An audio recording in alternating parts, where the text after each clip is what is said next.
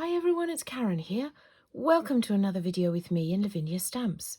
This week is my birthday week, so I decided to create a birthday wishes card in my favourite colours, all the blue tones. It's a really simple card, but I think very effective and will lend itself to all sorts of different colourways and occasions. So I'm using the lovely Bramble stamp here that I've embossed in white. I've got one of the stamps from the Heartfelt Verses stamp set, which is Birthday Wishes, very apt and appropriate. I'm using some threads. Now, these threads come in all sorts of colours, and you will find them. Last time I used them, people said, where can we find them? They're on the website under the Dreamcatcher section, because these are the beautiful tassels that are used at the bottom of the dream catchers. So if you're looking for them, that's where you'll find them. And there's a purple, they're just gorgeous. Anyway, that's what I've put at the background here. I've also used a couple of little jewels, etc. And then my colours in Distress Oxides. I've got Tumbled Glass, Salty Ocean and Cracked Pistachio. I've stamped my sentiment with Twilight. If you don't want to do it in blues, you want three colourways, three colours actually. A light, a dark and something in between. That's going to give you this contrast in between. I've used my fan brush to create some splatters over the background. The size card that I'm going to be using is an A6 panel, and then I've mounted it on some black. I've put my tassels behind it and then mounted it on another card. So to make our circles, we're going to be using a smoothie. And because we're using just one colourway, we can just use one smoothie. So we will get started. As I said, I'm very excited. It's my birthday week. I think birthdays, we're too important to only celebrate birthday on one day. So in our house, we have it for the whole week. So here we go. I'm going to start with my smoothie.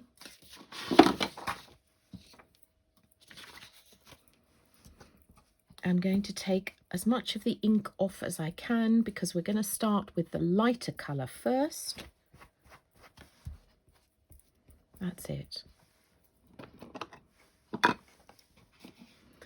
So, as I said, A6 card, you want a scrap piece of paper next to you. And then what we're going to do is just build a panel of circles across the centre of our card.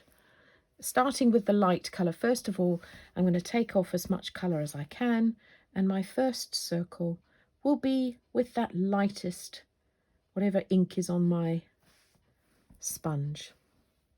So you can see, you can make small circles by only pressing it down lightly,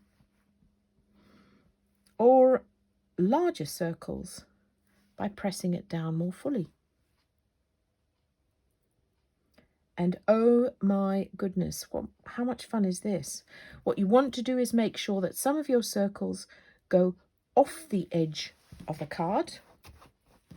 Now I'm just going to wipe my sponge because, I mean, not that I'm worried about it contaminating, but what I'm worried about is I want crisp, clear colours and the differentiation between those colours on my card.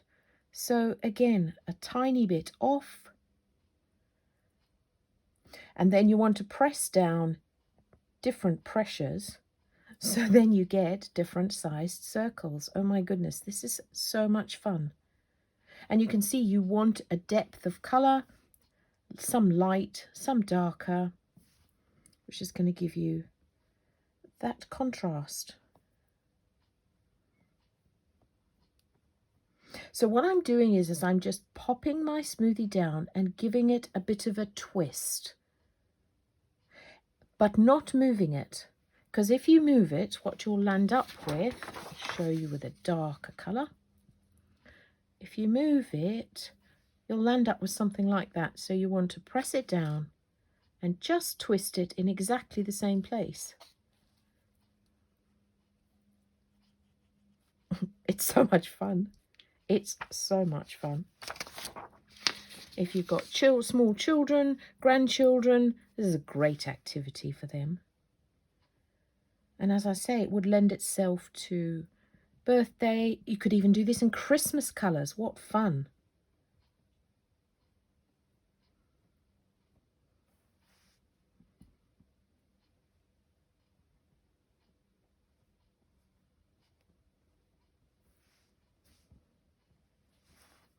So, as I say, you want them in different places.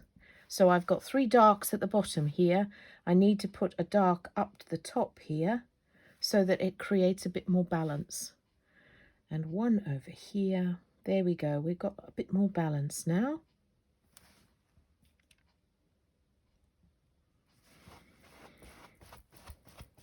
I'm just going to go back in with a bit of that lighter colour there, because I want some of these in the background just peeping through.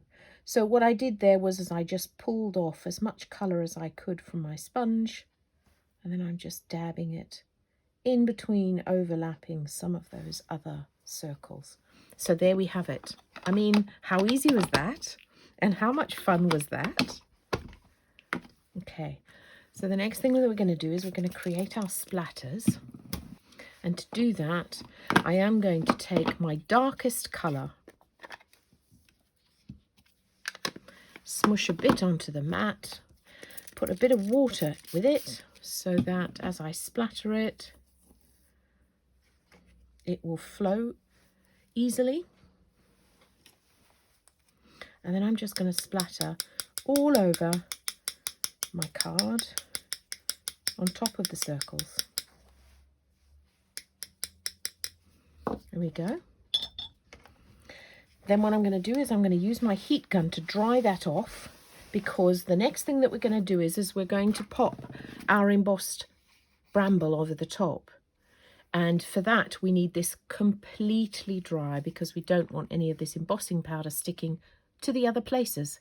Now, if you don't have the bramble stamp, my goodness, aren't there a million to choose from in terms of foliage stamps? So any that you have in your stash. So I'm just going to heat this and I'll be back in a second. Okay, so lovely and dry, and you need it to be completely dry before we do our embossing powder.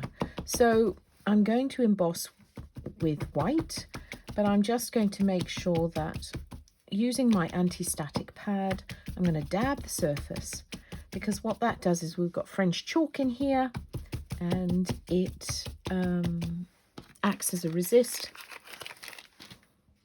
so that when we put the embossing powder on, so I just flicked the excess off. I'm going to take my watermark stamp pad, my embossing stamp pad, and I'm just going to ink up my bramble stamp.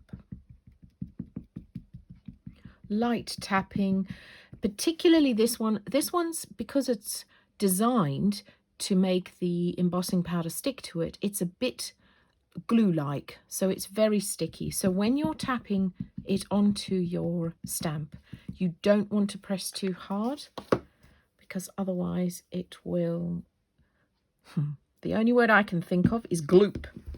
It will squelch in between the spaces in the stamp. We don't want that. Right, now you can't see this very well, but it's there. I'm going to take my white,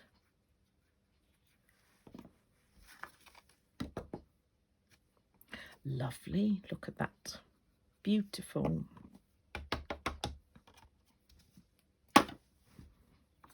Putting the lid on the embossing powder before we heat it.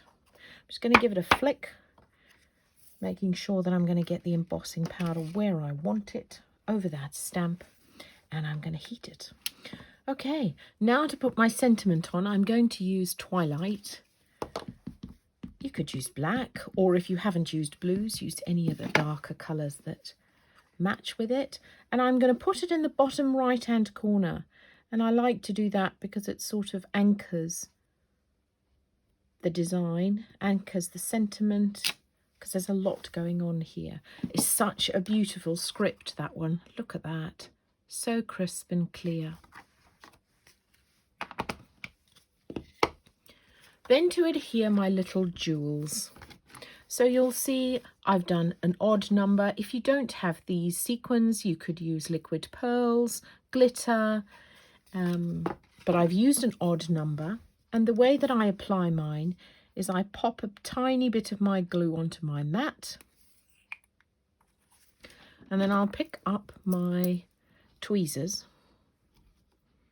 bring my little sequins in,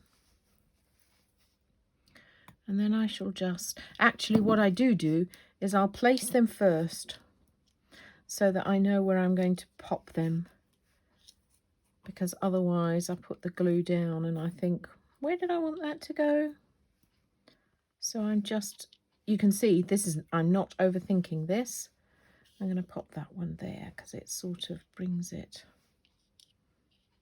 at different heights. That one's going to go a bit up, down. There we go. So you're going to fiddle with it until you're happy.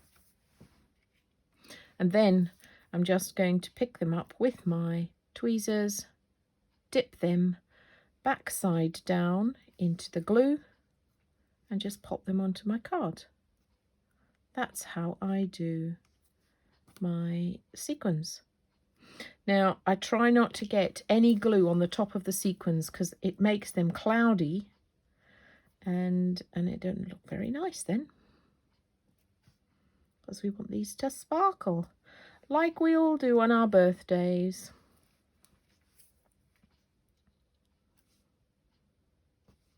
This year my daughter and I share birthday a couple of days apart.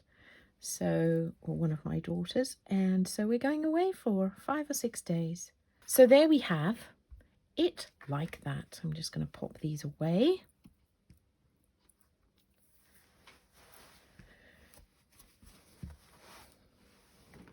Now what I did on my original, I then mounted it on a piece of black card. That gives it an extra frame and makes it pop a bit more. It's a bit bent because of the heating when we did the embossing, but that will flatten. So I'm not going to do it yet because those sequins are still a bit wet and I don't want to smush them. But what I did was I mounted it onto just a piece of black card. And then I took my lovely tassels, chose what I wanted, flipped my back of my black card over, and then just stuck these with some double-sided tape. I stuck my threads to the back of the black card, and then I wrapped it around my base card. So there we have it. I hope you enjoyed that. Thanks so much for watching. Thanks for sharing in my birthday card. And I'll be back again next week. Bye for now.